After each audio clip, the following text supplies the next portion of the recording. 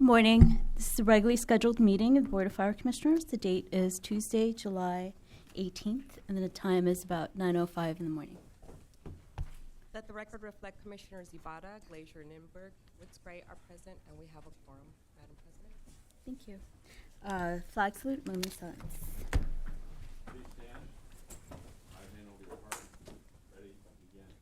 I pledge allegiance to the flag of the United States of America and to the republic for which it stands, one nation, under God, indivisible, with liberty and justice for all. Please join me in a moment of silence in honor of present members of the Los Angeles Fire Department who devote their lives to the protection of our community. Thank you. Commissioner comments.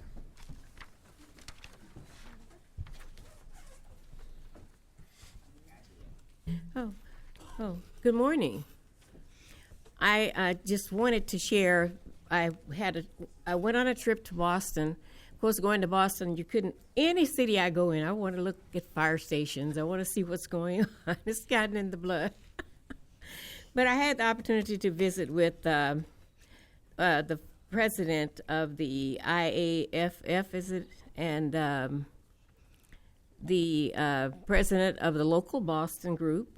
And then along the way, I met the commissioner, fire chief. In Boston, the commissioner is the fire chief. I found that kind of a conflicting thing, but that's the way they have it set up. They have one. Of course, they only have like 36 fire stations, so it's not a huge place. But in having a conversation with them, and I found out that I already knew we were the best, but we are really the best.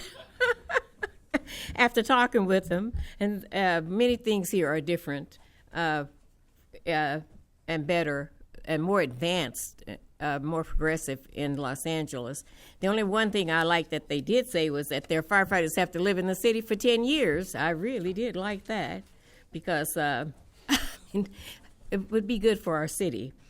And then I met the commissioner, as I said, Joe Finn, and he gave me a challenge coin. So remember we talked about getting our own challenge coins. We have to really work on that now. We have to go back to Councilman Englander and remind him that we need challenge coins so we can exchange with other people. Anyway, it was a great visit. I enjoyed visiting, going to the firehouses and looking at the old fire stations and talking to the young man who was the very first one who, when they had that marathon attack, he was the first one on the site. So it was a really good visit. I enjoyed it. It was a highlight of my trip there, and saw fire stations all up and down the coast because I did a lot of touring in the area. But just know that we are the best, and that our chief and our firefighters are doing a great job. And they make us look good. When we talk to other people, we can say, oh, yes, we do this. And they go, oh, really? So thanks.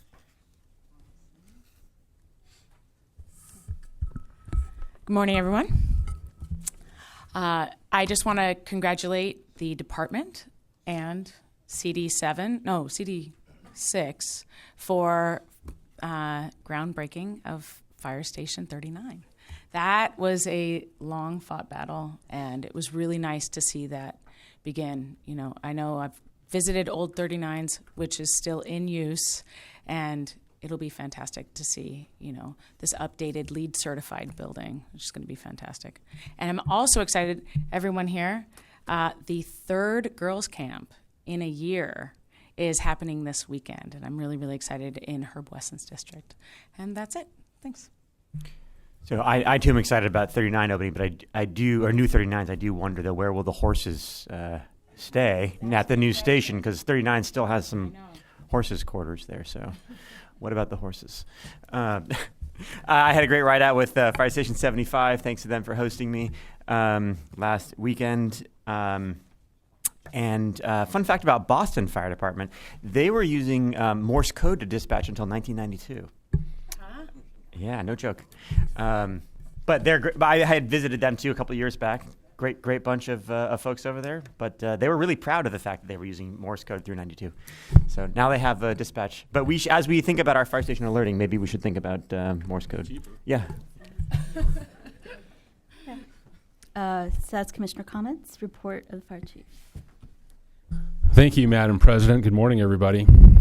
On June 26th, I attended, along with my staff and approximately 50 to 70 people, we went to the LAPD Ron Deaton Civic Auditorium for behavioral health training. And I thought it was very good. We had the psychologist from the Dodgers there, and I think we have to work on removing the stigma of going to a psychologist. And if the Dodgers can go, and this particular psychologist used to be with the Navy SEALs, if the Navy SEALs can go when they think they need to talk to somebody, why can't firefighters go? So that's a continual effort, and that's a tribute to Dr. Weldon and her initiative to set that up. Later that day, we went to the LA County Fire Department headquarters for a 4th of July safety press conference. We do that every year. We had doctors from Grossman Burn Center to talk about injuries. We talked about statistics and how in the city of LA, all fireworks are illegal, and we recommended that they attend public fireworks shows. It's a little bit of a conflict with LA County because many of those jurisdictions in the county, it is legal to buy safe and sane fireworks. So we're looking at ways to be a little more proactive within the city limits for next year. June 28th, I attended the Gang Reduction Youth Development Summer Night Lights program with Mayor Garcetti and Dodger Ron Say and some representatives from the Lakers. And very, very big turnout. The fire department is a presence at all of these events. It goes on throughout the summer at various parks. And I think it's important that our youth have a place to go during the summertime. Keep them out of trouble. Get involved with sports. Meet your local firefighters and police officers. And it's a good thing for everybody. So we're very happy to support that. June 29th, like Commissioner Nimberg said, we had the groundbreaking for Fire Station 39. That's our last Proposition F fire station that was passed in 2000. So we are already working on the next bond, and we have a working title of Prop FF for firefighter.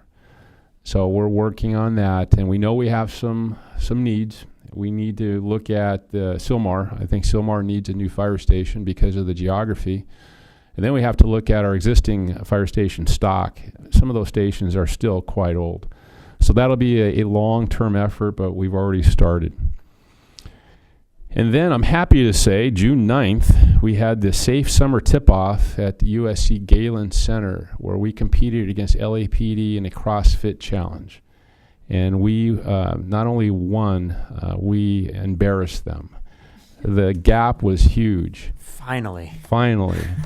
And I was attending a different ceremony, but Chief Beck, the class act that he is, did text me and offered his congratulations because I was prepared to fire off all kinds of trash talk. But I didn't feel right. So I just said, thank you very much. It's nice to be a winner.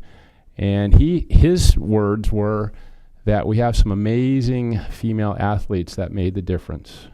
And I said, yeah, that's just the tip of the iceberg. So we can claim victory over LAPD. I think we're going to retire now and just forever hold that championship. He wants a rematch. We'll see. On a sadder note, that same day, I was in Hollywood at Fire Station 27 Museum and attended the memorial for paramedic Daniel Kaminsky, who passed away recently. And very eclectic memorial with a different face, different people, very good celebration of life. And it's a tragedy that we lost him so soon. July 12th, we had an all-Chiefs meeting at Hotchkiss, and this was a little unique. We did something different. We played the movie Crimson Tide to analyze the various leadership styles, comparing Lieutenant Hunter, who's Denzel Washington, with Captain Ramsey, who is Gene Hackman. Very, very good discussion. We all shared similar experiences, and I equated the submarine captain and the lieutenant as equivalent to the two captains at a task force station, and how it's important that both officers are on the same page, and that you never show any disagreement in front of the troops, and that you work out your differences and you collaborate and show a unified front. Our people need strong leadership, and if they see that coming from the front office, they will emulate that behavior. So it was very well received. We'll have further discussions about it, and I think it's good to try things differently and to do fun, interesting things. And then lastly, I want to reiterate that we do have the girls' camp coming up at Fire Station 59. It's Saturday and Sunday. It's a great event, and we're looking forward to that. That concludes my report. Thank you. So Madam maybe- President, may I just comment on something that you said about the fireworks? I wasn't home for the 4th, but I don't know what LA City does to enforce the fire codes here, because people sent me videos, and I have them of like a war zone. It's in LA City. And people are very concerned about that every year. in our neighborhoods. Yeah, you know, I wish I could say that was the first time, but it's been for the past several years just a crazy day, and we are overloaded with illegal fireworks throughout the city, from San Pedro to the far end of the valley, especially in South LA. It is literally it's a fireworks show on every block, and we've tried different things throughout the years. We're going to try to make a dent in it. I don't think it's realistic to think that we could end it next year. I think it's a big animal. I want to target something specifically for the city of Los Angeles so they know that this is illegal. I got to talk to PD to say we need to have some enforcement. We need to offer alternatives and do more PSAs. I want to do another PSA for next year so we can educate the people of the city. There's been some catastrophic injuries, and I think Dr. Eckstein could add to that. Little kids blowing their fingers off. And last year we had professional football players, 2 of them playing with illegal fireworks, blew their fingers off. There's no need that we should have people, especially kids, playing with fireworks. Sparklers account for 25% of all injuries. Sparklers burn at about 1,500 degrees. Remember, water boils at 212. So think about the difference. Mm-hmm. So we need to do something, and we've already started a work group, and we're thinking about what we can do for next year. Very good. Thank you. Okay, so moving on to verbal report by the department on significant incidents, June 20th through July 17th. Good morning, Madam President, Commissioners, Julie Inisella, Chief Terrazas, Al Poyer, Chief Deputy Emergency Operations. While we routinely present on emergency operations and activities here within our borders, the great work of the women and men of this organization, I wanted to touch base on some of the things we've done beyond our borders in this period. We're part of the State Master Mutual Aid System. If we have a catastrophic event here in the city, whether it's a storm or a civil disturbance or an earthquake or a large-scale brush fire, we're able to draw from resources around not only the operational area in one of the 6 regions here in California, but also the state and federal resources. And I wanted to talk a little about reciprocity and what we do for that system as well. You may have heard over the past month, we've had several catastrophic fires across the state. 3 fires that I want to highlight. The Alamo Fire was a brush fire in San Luis Obispo County, started on July the 6th, east of Santa Maria. That fire was about 29,000 acres of brush. It's fully contained at this time. We had the Wall Fire in Butte County, began on July 7th. They lost, tragically, 41 residences in that fire. It was over 6,000 acres, and it is 100% contained. And then the Whittier Fire, a large fire in Santa Barbara County, started up near Lake Cachuma, started on July the 8th. That fire is currently at about 62% containment, 18,300 acres, and they tragically lost 16 residences in that fire. Our resources, we had overhead and operational personnel. We dedicated operations chief, division supervisors, strike team leaders, command support, bulldozer support, technical rescue and medical staff to each of those fires as part of that system. We also sent a Type 3 OES engine strike team, approximately 23 personnel, early on during these conflagrations on July the 7th. They were first deployed to the Alamo Fire, where they did exceptional work. We received back reports of the outstanding contribution that our agency was making to those efforts. It reflects well on not only the city, but on this fire department as well and on our people. They were redeployed to the Whittier Fire in Santa Barbara County, where they currently are still working. So they are on their 11th day of doing exceptional work out there on these brush fires. And I just wanted to highlight the outstanding work that the women and men of this organization do, not only internally, but as they go out and about and support those agencies in the region. We also have some activity that took place here in the city, and I'm going to go ahead and let Deputy Chief Richmond talk about that.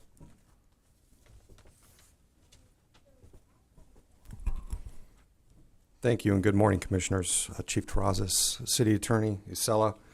On July 8th, Los Angeles Fire Department resources were dispatched to a reported transformer fire in the West Valley. First units on scene found a large distribution station operated by Department of Water and Power with significant fire showing from one of the cooling cells where they keep the oil to cool the transformers. The fire in and of itself wasn't necessarily impactful. The real impact of this incident was the resulting power outage. Over the next 14 hours, 140,000 Los Angeles residents went without power. Every building or residence in that grid suffered the power outage, including hospitals. The Los Angeles Fire Department responded to numerous elevator rescue calls. As you can imagine, the elevators shut down and people are stuck between floors, and we go in there and open the doors and get those people out. The cause of the fire is still under determination at this point by DWP, but mostly what was burning in this incident was, like I mentioned earlier, the cooling oils that they used to cool the transformers. The Los Angeles Fire Department used specialized resources such as foam tenders to assist in the suppression of this incident. That concludes my report. Thank you. Thanks. And then moving on to verbal report by the medical director for the same time period. Good morning, everyone. Mark Eckstein, Medical Director. Significant EMS report since our last meeting. On July 13th at about 2 a.m. in 104's district in the Winnetka area of the valley, there was a high-speed traffic collision on Roscoe Boulevard, resulting in a physical rescue assignment with 3 people trapped. The brief field was over 100 yards. Estimated speed of one of the vehicles was 100 miles an hour. On Roscoe Boulevard, tragically, a 42-year-old woman was pronounced deceased on scene, and we transported 3 other critical patients. On July the 7th, in the midst of the record-breaking heat in the city, in the middle of the afternoon, in the Tarzana area, we got a call for a gentleman in distress suffering from apparent heat exhaustion who took refuge in a gas station. Upon arrival, Rescue 93 found a 52-year-old female who appeared quite ill, and upon getting a 12-lead EKG, it showed evidence of a STEMI or acute heart attack. This individual then went into cardiac arrest in the back of the ambulance while paramedics were providing cooling measures. She was successfully defibrillated. She was transported to Tarzana Medical Center and got definitive care and made a full recovery. So the extreme heat was her stress test. Unfortunately, she arrested in front of our members who did a great job saving her life. The last incident also with a great outcome on July 14th. This incident got a fair amount of media attention. We got a call for a unknown situation on the Riverside Drive in the Studio City area, where apparently a woman gave birth to a healthy newborn male that was where the delivery was assisted by an Uber driver. And the mother and baby both did well, were transported to St. Joseph's Medical Center, and good outcome for everybody involved. That concludes my report. Thank you. Thank you. So moving on to presentations, I think we have 2.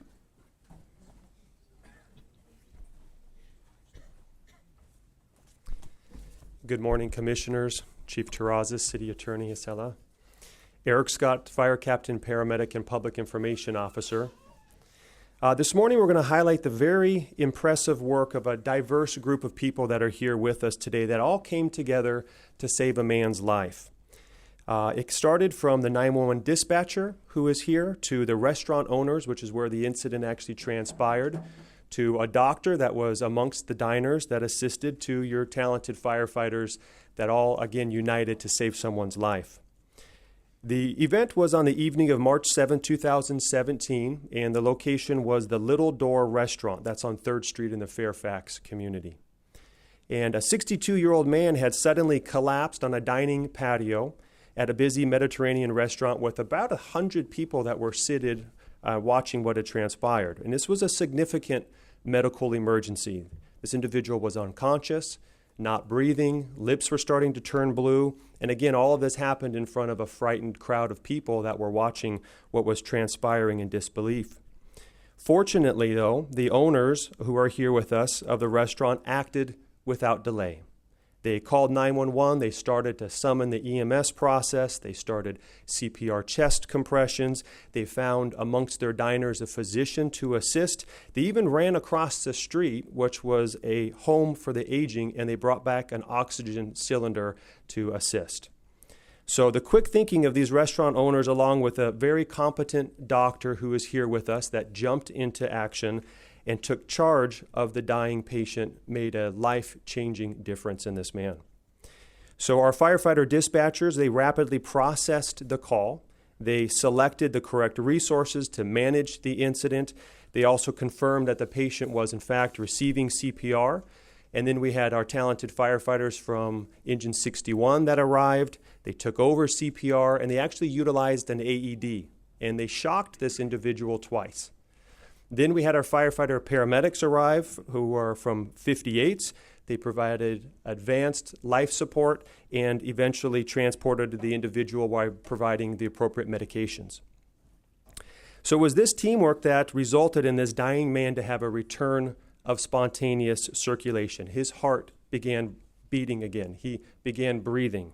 So as you can imagine then, the effect of that crowd of people that were watching this transpire, they were very moved by this positive outcome. They began clapping and cheering when they saw some of these successes. So then our firefighters transported the patient to the ER, where actually this patient that was dead began talking to them and talking to the ER staff due to everyone's effort. So very impressive teamwork from start to finish by all these talented individuals that saved a man's life that was clinically dead.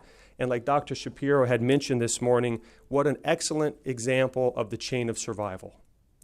So the LAFD administration would like to invite up and publicly recognize the owners of the Little Door Restaurant. If you could come join us. They began CPR on their customer. This is Mr. Frederick Meeshan and his brother Nicholas Meeshan. If you both can stand with us. Just by myself. Oh, okay.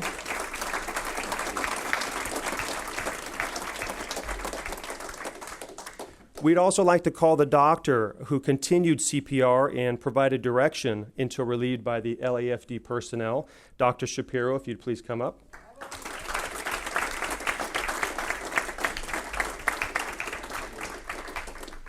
And certainly our own firefighters who do this every day, but today they're being recognized for their excellence in making a difference. We have Captain O'Gorman, Firefighter Escorcia Jr., Firefighter Paramedic Scacchetti, and Firefighter Paramedic Guzman, as well as Firefighter Dispatcher Ibarra. If you could all join us.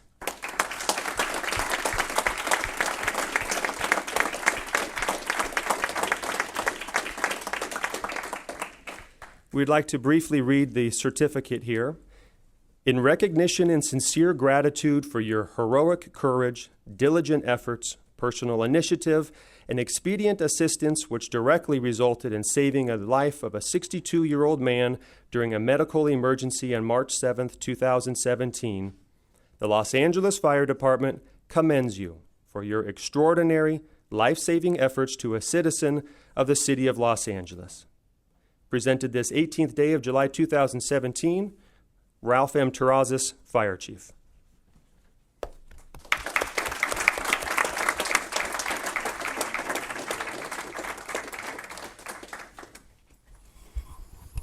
When I hear that story, the first thing I think about is what he mentioned, Captain Scott mentioned, the chain of survival. And if you look at the people behind me, the chain is represented by the restaurant owner, by the doctor who happened to be having dinner there, and by the members of the Los Angeles Fire Department. So this is a classic example of the effectiveness of the chain of survival, and it highlights the fact that CPR truly saves lives.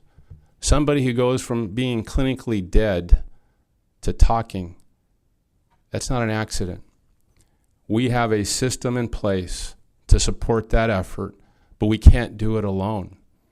Sometimes there's a gap between the time when it happens and the time we get there. And when we have people step up like they have to fill that gap, and Pulse Point is another tool to help them fill that gap, we can save lives. That's why it's been such a priority within the Los Angeles Fire Department to train up high school kids, to train up throughout each of the 4 bureaus people so they're able to provide CPR. So I can't be more proud and happy to highlight the efforts of the people behind me, and I congratulate them, and I offer the mic to anybody who'd like to come up. That's a no. Doc? First of all, it's horrible to actually do it. CPR, it's horrible. That means that you're the last line between God and earth. Then whenever you're in front of that, in a hospital setting, you feel you have a team. Everybody knows what to do. You feel calm. You actually understand what to do, and you have a protocol for that. From my bottom of my heart, for every firefighter, fire EMT people that we have around here, I don't know how you do it on the streets. I do not know how you do it with the chaos that you do every day, knowing that you're going to be receiving God knows what in front of you on the streets. Then from my heart, the stuff that I did there in an uncontrolled setting, my heart goes to you because of the power and energy, that knowing that if I call, someone will be there in 5 minutes. Someone will be there, taking care of what the mess that I did there. And I really am thankful for having you there. I work on the hospital setting. I'm a pediatrician, actually. Don't tell the 62-year-old man about that part. Thank you for the opportunity. It was amazing when the crew came in, and they took over. They made sure that everything was fine, and I feel blessed that I'm here. I'm blessed that I'm here. Thank you.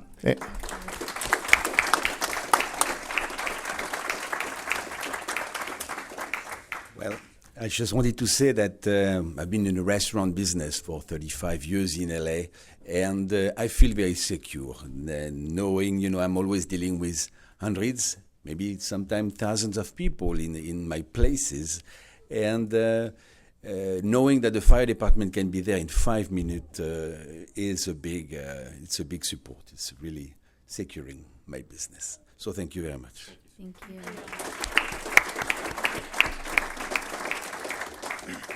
Good morning, Captain Ryan O'Gorman. I had the opportunity to work on Engine 61 that day, and I am very proud of our members that work for our fire department. The young men that are working here today did an exemplary job and performance in saving this man's life. So I just wanted to thank them, and thank you for the opportunity on giving them a certificate. Appreciate it. Thank you.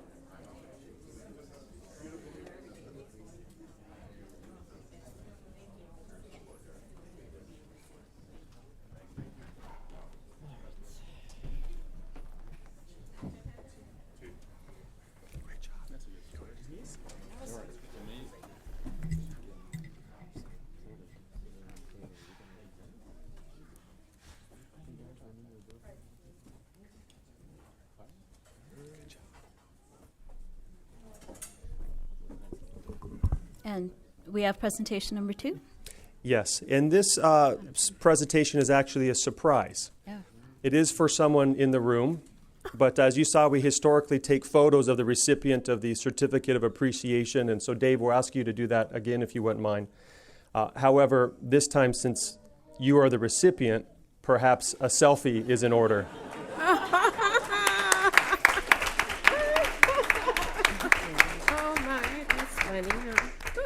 Now, we had to do this as a surprise because Mr. Ortiz, who's humble in nature, likely would have chosen not to have been recognized. But in all sincerity, when I proposed the idea to honor Mr. Ortiz to my boss, Director Sanders, I quickly realized that he, as well as the LAFD administration, had been thinking the exact same thing before. Mr. Ortiz is a behind-the-scenes guy. He makes so many functions of the LAFD possible. My duties as a public information officer sometimes require me to be maybe the front man, so to speak, but I could not be successful in any means if it was not for Mr. Ortiz and what he does. For instance, while I have the honor to be here in front of you on the podium and play a role in routining presenting these certificates of appreciation, if it really were not for Dave, who reaches out weeks prior to every one of these members, who irons out the details, who works with manuals and orders to create all these certificates on time, who determines the details in many different areas, even orchestrates the parking for these family members that are here with us today. So he works behind the scenes to facilitate filming requests. He's really the face of the LAFD Spanish news media, which, as we know, is a very large outlet. So he routinely has the honor of talking about the hard work that our firefighters do every day. He often takes the lion's share of work in organizing press conferences, big events like the Safe Summer Tip-Off, and he handles details for the promotional ceremonies and maintains a 24/7 availability for the news media. Now, I could go on and on about what Mr. Ortiz does, but I'm afraid if I continue that, perhaps Chief Terrazas will say, well, what are you doing then, Captain Scott? Don't worry, Chief, I have a very long list of duties. But on behalf of the LAFD administration, we'd like to recognize you, and Public Information Director Peter Sanders has a few words to say. Good morning, Commissioners. I'm Public Information Director Peter Sanders, Julie, Sella, Chief. I will not repeat what Eric said. He encapsulated it extremely well. The only thing I will say is I don't know what Dave says to the Spanish media. It's the largest media market in the entire world, and Dave is the face of the fire department, so we have to trust that he's doing the right thing. I know he's doing the right thing, but as far as they're concerned, he's the fire chief of the city of Los Angeles, so that's good. But in the 3.5 years that I've been here, Dave's been in the office about 2 now, and he is an absolute rock star, and this honor for him is beyond well-deserved. It's overdue. We thank him every day that he's in the office, and he goes above and beyond every day, and not once in the, like I said, in the 2 years he's been up here, not once has he complained about one thing ever or not done what has been asked of him. So I will read the cert I might read the cert real quickly. I will read the cert real quickly. So this is a certificate of appreciation to David Ortiz, Firefighter 3, Public Information Officer, in recognition and sincere gratitude of your work behind the scenes with filming, Spanish media interviews, presentations, involvement with press conference, promotion ceremonies, and 24/7 availability. The Los Angeles Fire Department commends you for your extraordinary service to the city of Los Angeles. Presented on this 18th day of July, 2017, signed by Ralph M. Terrazas, Fire Chief. So I'll let the Chief turn.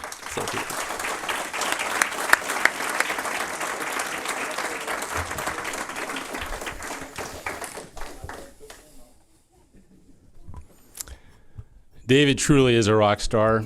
I know if he knew we were going to honor him, he would not have been here today.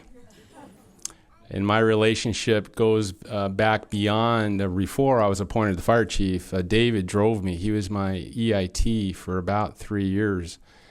And he formerly drove Chief West. And I remember I was standing in this room at a commission meeting, and I heard that I knew that Chief West was going to retire. And I asked, who is driving you? And he said, David Ortiz. And I said, tell me about David. And Greg proceeded to tell me all the outstanding qualities of David, and every one of them turned out to be true. I immediately contacted David and asked him if he would drive me, and he did for 3 years. And that hard work ethic extends not only in his current role, but at the fire station. He would routinely cook meals for 15 to 20 members without a complaint. I'd go shopping with him. I told him I can't help you in terms of cooking because I'm terrible, but I can shop and I can push the cart. And he did an excellent job of doing that. And then in addition to that, he was a Relief Association member on the board, I believe, and he did a lot of things for the membership that people will never know about. And up here, like has been said previously, he is the worker behind the scenes, and he makes sure that all the details are paid attention to. And whenever I see David at an incident or an event, I know things will go well. So David, congratulations. Thank you for that, for everything that you do. And I'd like you to say a few words to your fans. David Ortiz.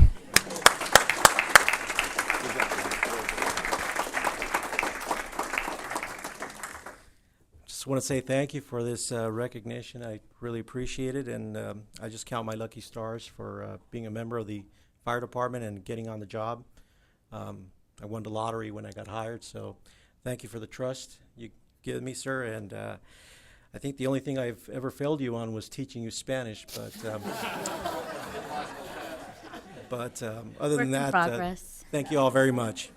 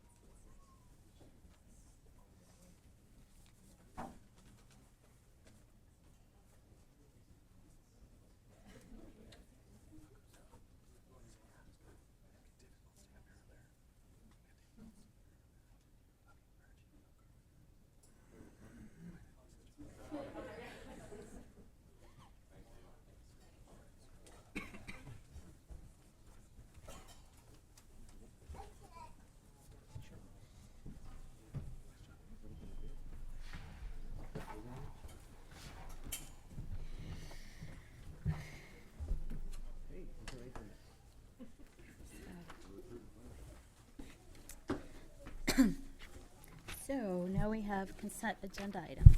All right. Move to adopt the recommendations for items 4A through 4C. Second. All in favor? Aye. We have only one regular agenda item today, and that's the report by the department on the Fire Prevention and Public Safety Bureau Action Plan.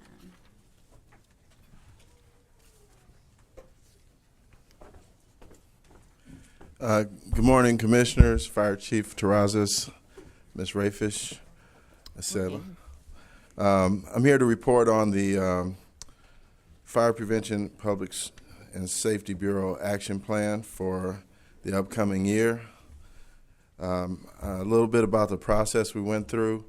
Under the leadership of Chief Crowley, we interviewed all of the section commanders and captains in the Fire Prevention Bureau to find out what their immediate goals are. At that point, we developed a survey and sent out a survey to all the Fire Prevention Bureau members, got their input. With that, we sat down with our staff and developed a game plan, which consisted of 3 or 4 key items that we wanted to attack this year and complete. We didn't want to reach too far out into the future and set goals that were not obtainable, because we're trying to establish some positive momentum in the Fire Prevention Bureau. And so far, we're being pretty successful. Going over the mission, the overall mission of the Fire Prevention Bureau is to make the city of LA safe through prevention, preparedness, inspections, and enforcement. We've established 5 primary goals, all of which focus on the achieving of our vision and mission. Make the city of Los Angeles safe by reducing the overall number and severity of fires, promote and explore new technologies for increased efficiencies, training and education delivery, provide quality customer service to both internal and external stakeholders, provide the necessary infrastructure to support high-performance enhancements through fire prevention, and complete the inspection cycle on all identified hazards with 100% re-inspections resulting in compliance or legal enforcement after 45 days. In order to achieve these and other improvements, the following action plan has been developed through collaborative efforts between internal and external stakeholders. First quarter, we want to right-size inspection districts, create a 100% mobile office capabilities program, and create a customer satisfaction survey.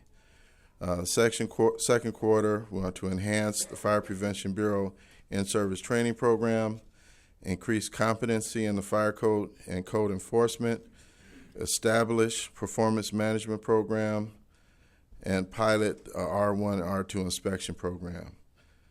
Third quarter, we want to create a cadre concept, implement a false alarm program, research and begin to design a field fire prevention system to replace FPAWS.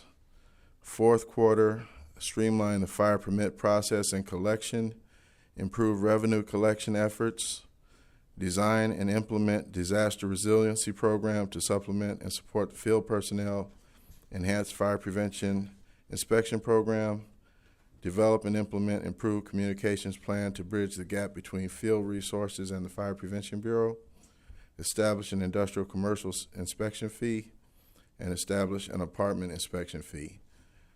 In conclusion, the intent of the document is to design an action plan which maps future direction of the Fire Prevention Bureau. We're committed to designing and implementing and accomplishing the action items committed in this time frame, and we want to focus on achieving our 5 overall goals and priorities. This is a product of collaboration and prioritization from both internal and external stakeholders for the upcoming fiscal year, ensuring that we are agile and prompt in our response to ever-changing environment. At this time, I'm happy to take any questions. Thank you. Go. Okay, thanks. So a couple of questions. So the completion this year, so right size inspection, 100% office, for example, first quarter of this year, so those are complete, is that correct? Actually, we're 90% complete on the right sizing. We have one captain who's off, so we have an actor in there now, and he's reviewing that, and we're making the final adjustments on right sizing. So we're seeing results already. All right. But when you talk about the completion quarter, just to make sure I'm operating on the same calendar as you, first quarter would have been first quarter 2017, so January through March. Right. That's correct, right? Right. Okay. So going through this, I'm interested to hear where we are. So right size inspections, we're at 90% completion. Yes. 100% mobile office capabilities, are we complete on that? No, we just got our budget, so we're ordering an additional 70 mobile printers, and then we'll be 100%. Okay, so we'll call that 90% on that one? Yeah, we have a bid. We have a budget. We're trying to spend ITA's money rather than ours first. Good. Well done. Okay. Customer satisfaction survey, is that up and running? Customer satisfaction survey is going live this week. It's at UFLAC, and they didn't get back to us whether they wanted to meet and confer, so we're going to go live with it. So who is the customer you are surveying on that one? Okay, anyone who has contact with the Fire Prevention Bureau, we want them to have access to let us know how we're doing. Okay. The goal is to address any training issues. Ideally, any business cards that go out from now on will have the contact and the website on there for the customer satisfaction survey. And we're also creating cards to give to the customers, and they'll also be on the counters. And what's happening is the chief officers are going to be out of the loop on it. The survey will go to the training captain and the research office. And if there's 5 hits on a negative subject, then the training captain is going to reach out to the captains in the unit and address that below the chief officer level. So will the chief officer at least get sort of an aggregate report on what our Ultimately, if a serious training issue comes up, we're going to leave that to the discretion of the chief in the research unit, so that he has direct communication with the captain. But what we want to do is encourage the members to pass out the cards, let our customers know how they're doing. And in order to not create a negative training environment, we want to make sure that the captains have the opportunity to address that first.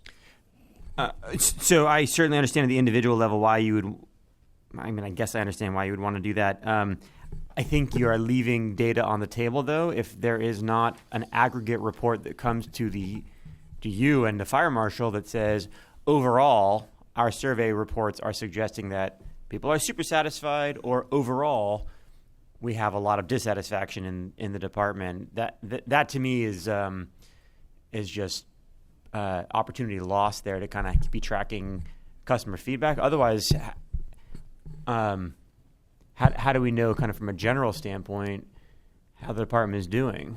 I mean, how the Bureau is doing. We'll have the customer standpoint. The data will be captured, but what we're trying to do first is encourage the inspectors to let the customers know that the opportunity to evaluate their performance is out there.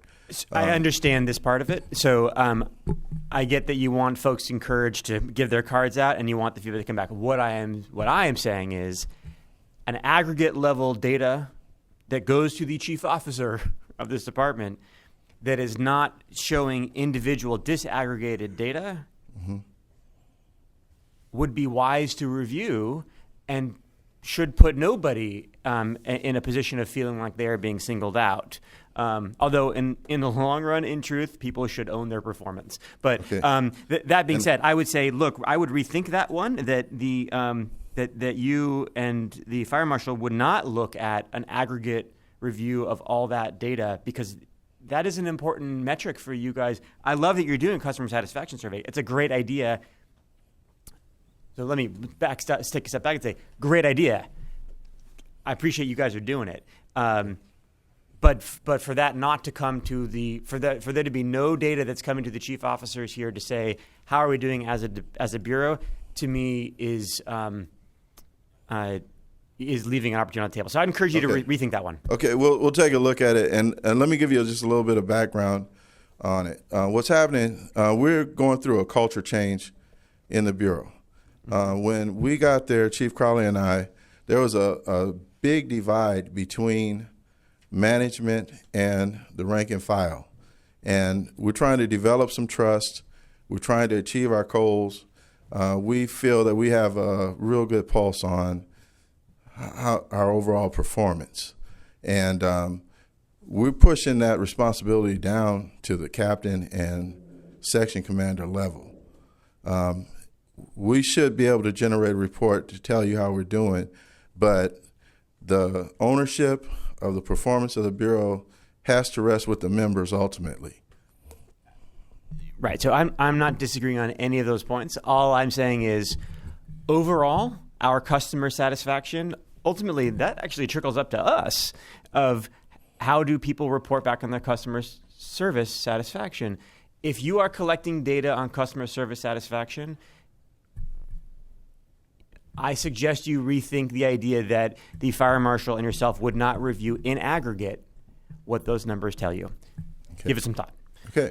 Moving forward, on the in-service training program, tell me a little bit about that one and where we are on that. Okay. We didn't have a training officer before. Now we have Captain Jeff Laurie is one of the captains assigned to the fire marshal's office now. He's part of the research staff, and he is the training officer.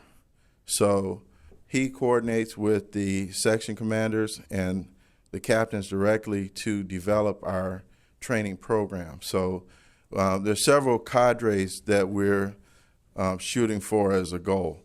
We had a single point of failure on probably 8 or 10 critical functions that we did here in the Bureau. So we want to develop a deep bench to handle all of those functions. So there'll be cadres of members that have to be certified to do all these different functions. So That's one of the goals. The other goal is to deal with like immediate need training and then ongoing mandatory training. So now we actually have a person who's responsible for that. Great. And so so you say, so that is 100% complete, that one? Yes, we have a body in place, and he has a budget and goals. Great. Competency in the fire code and code enforcement, whose competency are we increasing there?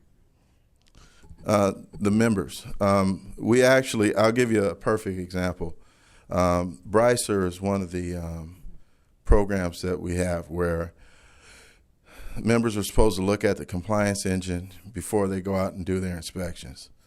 It turns out a large portion of our members weren't doing that. So that was a tool that we had in our toolbox that we weren't using. What we did is we created a training program, got a member that was very easy to access, thoroughly knowledgeable in the subject, and then made the training voluntary. In the computer lab downstairs, we were able to train 12 people at a time. So week to week, we would have 12 people, all volunteers. The word spread that it was a non-threatening learning environment and that they were there. We're here to help. So I think we've only got about 22 people left that haven't been trained now. So that's going to increase competency because now every member of the Bureau will be able to access that database and be an expert in using it. Great. And that's, you've gotten everybody through there you want to get through there? That's an ongoing last time we met, we had about 22 left. So I think we had 2 more sessions. Okay. So that's in that 90% range of done. Yes. Okay, cool. Establish a performance management process. So tell us a little bit more about what that entails. Okay. That's actually in coordination with the customer satisfaction survey and cooperative goal setting. What's happening, we don't want to be in the corner office dictating what the goal should be to each unit. Ideally, all the inspectors are going to go out and do all their inspections, do all their re-inspections, and get 100% re-inspections. But there's a lot of other things that we can do to serve the public. We have internal and external customers. We look at the field like our internal customers that we need to improve the relationship with. So, for example, one of the big things that we have coming up on the immediate horizon is our unwanted alarm program. A lot of times we go out on unwanted alarms and put people on fire watch. After that, some captains go back and follow up. Most don't. Now we're going to track all the unwanted alarms and fire watches from the Fire Prevention Bureau. So we're going to encourage the field units to have the pre-printed fire watch forms with them. We're going to create an email that once they put someone on fire watch, it gets emailed to the Bureau. We put it on the tracking sheet and the calendar. At 30 days, we have them go back out and do a re-inspection. If the hazard that was already in place that created the fire watch has not been corrected, they send it to our legal unit. We handle it from there. And so we'll be pushing a lot more cases through legal and getting compliance for buildings that oftentimes were never compliant after the initial fire watch. So is that an example of the performance management? Yeah, that's an example of performance management. Okay, so trying to kind of paraphrase what you're saying here. So you're saying that each unit is going to be establishing their own goals that they take ownership over, right. And then they will be measuring their own performance and reporting up how they meet those things? Well, that's going to expand our scope of what we're going to do. We'll use FireStat to measure things, but at next commission meeting, I think I'm going to report on the first and second quarter. By the third quarter, we'll be way beyond what our baseline goals are. So we're going to be looking for other things to do. Okay, and those goals have to be set in the units where they can be most helpful to the public and our internal customers, which would be the field. Yeah, look, I fully support the idea of units taking ownership over their goals. I mean, beyond the, you got to do your inspections and get them done. So I think when I hear performance management program, then what I think is, okay, your units are going to establish their goals, they'll get those approved, and then they'll be reporting on those goals to you with some frequency, and that's, but it's a process of goal setting and goal reporting beyond just the scope of, did I hit my inspection numbers or not? Right. Am I saying that right? Yeah, exactly. Okay. FireStat is limited in scope because the things that we measure are predetermined. Sure. Yeah, right. I mean, there may be things that are not. With the members and their units taking more ownership of the success of the department, we're going to go beyond those goals. Got it. And so those performance goals should, in theory, be reviewable. If somebody were to come over to fire prevention and say, hey, I'm really interested to know what the goals are for your high-rise unit. Right. Right. And then they would say, yep, here they are. We're going to hit our inspection, reinspection goals. And then these are other projects that we're working on that are our goals for the year. Is that all right? Right. Okay. All right. So that should be, so folks should have already done all that, right? By now? Or that's ongoing? No, it's ongoing. All right. So we're going to call it, so as far as completion, that's in the sort of 50% realm or? Yeah. Right now we're focused on one of the things that we've done recently, as an example, re-inspections we're terribly behind in them. Mm-hmm.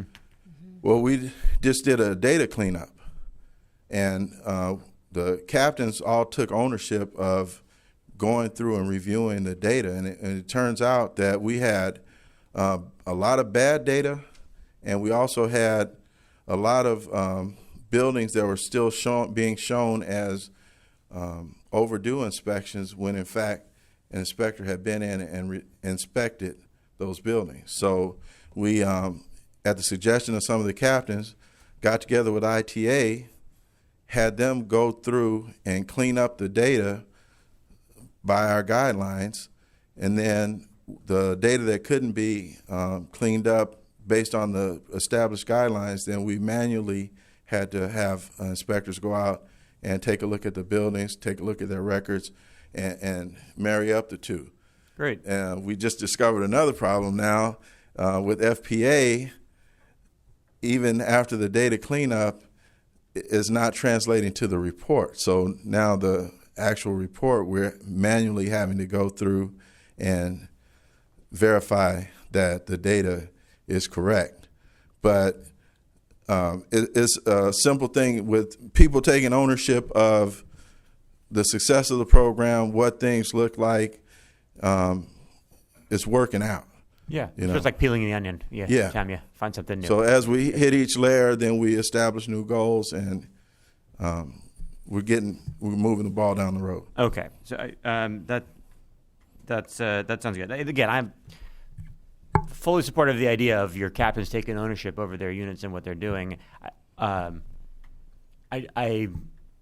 also think it's important, though, that there's an up and down communication there, and that accountability translates all the way up. Because honestly, in the end, you or Chief Crowley, the one who's standing up here answering the questions, not your captains. So, you know, there's got to be some up and down there. And Chief, but you are right to have them take ownership over their own goals. That is the right way to do it. Sir, they're here. Good. Yes, they're just not standing up here.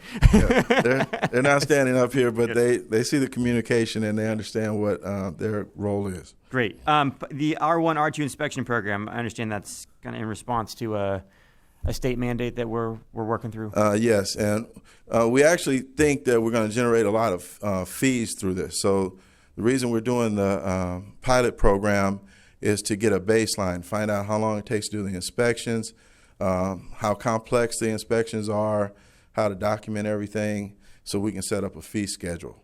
So we're going to do basically about, I want to say 15 to 20% of the inspections. Then we're going to take that data and establish a fee schedule.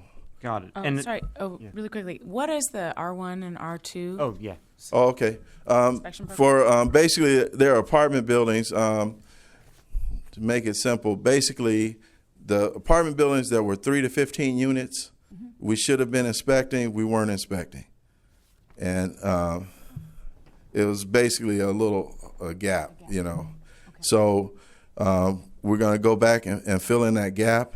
And we will be able to actually charge fees. Other cities charge fees for doing those inspections, and we'll be able to manage the program, make money, and accomplish a responsibility that we have that we weren't doing. Well, we won't make money. We'll meet costs there. Meet costs. Yes, We'll be cost neutral for That's sure. right. Good. Okay. All right. And that pilot is done, or is it almost It's done? starting on is the 24th of Monday? Starts on the 24th. Okay, so we should probably put a third quarter completion on that one then, because the second quarter is over. No, it may go into the fourth quarter a little bit because you got 2 months of inspection, 1 month of re-inspections, Okay. and then we got compiled. So fourth quarter is now the new benchmark for that. Yeah. Okay. All right. The cadre. So what's a cadre concept? Sounds great. Okay. Yeah, we had several functions that we had one person who was our resident expert, and if something ever happened to them, we'd be in a bad way. Mm-hmm. So now the expert is training 4 to 6 people to back them up, and then we're going to be treating it almost like we do our fire safety watch program. So the opportunity will come up to do a certain type of inspection, and we have a group of people who are certified to do it, and they'll have the opportunity to work it, so we don't have a single point of failure. Okay, great. So building in a bench, as it were. Yes. For that. Okay, great. The false alarm program. This has been a long time in coming. We've been talking about this now for coming on 4 years. So I'm excited to see where that goes. We're all over. But we will get a. So are we going to? When will this commission get a full report with a policy ready to go? We're going to see that in the third quarter of this year. Yeah. Yeah. Okay. We're good. Yeah. Yep. Okay. Good. So by the end of October, or that's end of September, we should be seeing this agendized. Yes. Is that right? Yes. Very good. Very excited to see what happens on that one. The FPAWS, presumably this is a technical system replacement working with our. Can we spend IT money on this one, or? Hopefully. It's going to be expensive. All right. Streamlined fire permit process and collection. Can you just give us a preview of what that would look like? Oh, and I have some good news I want to actually report. Okay. The overdue fees that you guys mandated that we collect. Mm-hmm. So far, we collected $140,000 those fees, and we had 12 large operators that weren't on auto pay, and I think we're down to 2 or 3. Great. So we're working. I think USC, maybe the Wiltern Theater, and one other. We're still working with them to streamline the process, but everybody else is on auto pay, and then we've gone back and collected some pretty old debts. Great. Congratulations. That's Okay. great. So the industrial commercial fee is other cities collect inspection fee for doing inspections in industrial commercial occupancies, so we're studying that. No, okay, that's down your fourth quarter industrial and your apartment inspection fees. Those are related to your pilots and Yes. other stuff. So the FPB inspection program, you say enhance the inspection program? Tell me what that means. Okay, basically, we want to build in some efficiencies. Right now, we still do everything almost like we did in 1990. Okay, so for example, having everybody mobile. Unless the captain has a unit meeting that he needs to have, we need to start our inspectors in the field. That gets us a couple hours extra of inspections. We want to, I think on August 8th, we're meeting with Valley Bureau. So we're going to find out what the needs of the field are and integrate that into our inspector's responsibility. A perfect example is this weekend, Chief Suter worked side out in the field, and while making relief, he found out about a serious fire prevention problem that should be handled by us. He went and took care of it. We're finding out that there's just still not enough of a relationship with the field where they feel they can call the Fire Prevention Bureau and use our expertise. So those are some of the things that we want to do to, enhance what we do and improve our efficiency. Got it. Yeah, so that sort of, I guess, was kind of fed into the next one there, the improved communications there. Yes. Which I really appreciate seeing there. I will tell you that I do regularly hear from members in the field who want to do a better job with their fire prevention activities. But I think they just get, in some cases, a little bit overwhelmed by a lack of, what they see as a lack of guidance or a lack of technical support. Right. If there happens to be somebody in the battalion, I believe they call it a guru, then they can sort of access that person. But if there isn't, and the newest guy comes in, it's like, hey, you're in, right? So I appreciate you guys looking into that and thinking about whether it's through learning management or delivery of video content or a hotline, something that will enable our members in the field to be able to communicate. Right. Some of that stuff. Right. One of the things we're working on right now, for example, is we've streamlined the steps to do a legal packet. Mm-hmm. We're going to put that link up on the fire prevention page so they can just click on it, and it'll be was it 8 or 9 step process? Great. 9-step process. Good. They can walk right through, and our legal unit, if somebody needs guidance, they can call. We'll send someone out and walk them right through it. Great. Yeah, I know for the unwanted alarms, this will dovetail really into that as well, because I think when people see the unwanted alarms, again, going back to this, what do I do with this? The fire watch stuff you talked about, that all has to do with, I think, that communication between the Bureau and the field. So I'm happy to see that there's some focus on that. Okay, I think I understand the other things on here. If I could just make a request, when you provide updates on this report, if you could actually provide a little bit of information about what each one is in the table there, and also give us a completion rate so that we just see where we are on some of these things. I think that would be helpful for us to kind of look at a glance and see this is what it is, this is where we are. You obviously have a lot of great ideas. I think you're making great progress in the Bureau. I'm excited to see some of these things progressing here. So I definitely appreciate all the work laying this stuff out and making a plan to do it. So I look forward to seeing how the progress goes. Thanks. Okay. Madam President, I'd just like to commend the chief and his department on the work that they've done, because there's a lot of work in this report that you've put together here, and it just shows that you're moving forward and helping to make LA a safer place.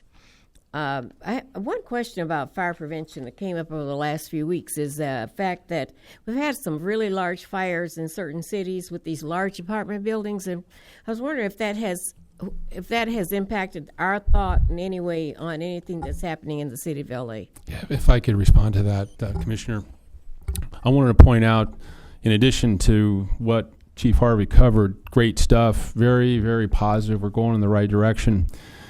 We always are looking out what's going on around the world in terms of occupancies and safety of the occupants. And starting back with the Oakland Ghost Fire, immediately, that was on Friday or Saturday night. Monday morning, we were doing a citywide survey looking for residents living in commercial buildings. So we've swept the entire city. We're working with the city attorney's office and building safety, and we're ahead of that effort in terms of other cities and what they're trying to do. After that, we had that London high-rise fire where the exterior of the building just took off, and that was because the exterior coating or material was highly combustible. We looked at that. That's illegal in this country, so we're confident we won't have that scenario. This past weekend in Honolulu, they had a high-rise residential condo fire that was not sprinklered. And to tell you how forward-thinking the Bureau is, they've already completed. There's 57 of those buildings in the city of Los Angeles. They've completed 54 inspections, and they've written multiple notices. So to answer your question is, yes, we keep our ear to the ground. We look for events across the country to see is there something that we could do here to prevent that from happening. And the Bureau is on top of it. I'm very, very proud of their efforts. Maybe at some time they could report on that work just so that we would know that they're doing that. I think it would be important for us as well as the public to know that. Absolutely, we could do that. And one thing I failed to mention, and it didn't come up, the Wilshire Grand Hotel. $1.4 billion effort. And we were there 24/7 whenever they needed an inspector to pass their inspection test. We were there. I met with the architect. I took several tours of the building, and the concerns that they had were not with us. The issues were passing all these tests, and they eventually did it by going to a 24-hour testing schedule. So there's another example of how we supported downtown construction development, and I'm very proud of the efforts of that group in particular.